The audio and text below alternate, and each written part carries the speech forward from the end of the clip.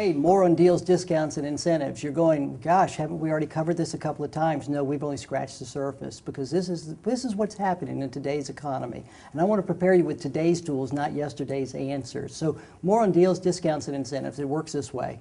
When the buyer walks in the door, you've been educated now that you're supposed to save that as a closing tool, not your opening statement. The cardinal sin is what?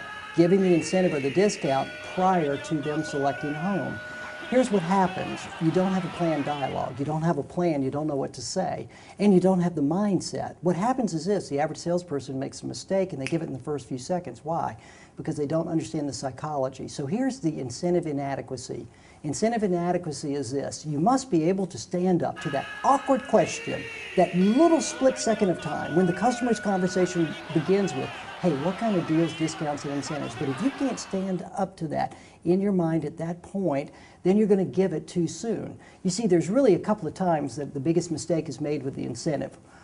Incentive mistake number one, discussing the incentive before it's even been asked. What does the average salesperson do? They greet the customer at the door and they go, hi, my name's Myers. You are? Hey, by the way, today we're giving $50,000 discounts. Now what did you just do? You gave the incentive, but you didn't build any value. Second mistake with incentives, talking about the incentive before they actually pick out a home. You've got to get them to pick something out. Why? Because there's got to be a basis of value for the incentive. Here's a question for you. How many of you'd like a deal right now? I'll give you a good deal. You want a good deal? Here it is. I'll give you $75,000. He said, giving the incentive before they see the home is like spilling the popcorn in the lobby before starting the movie.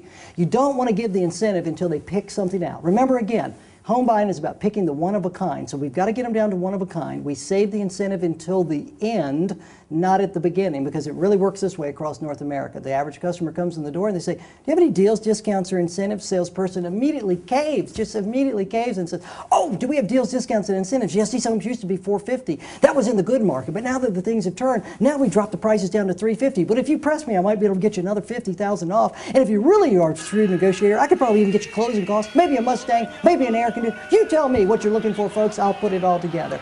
And you've given the deal, the discount, and the incentive, and you have no basis of value.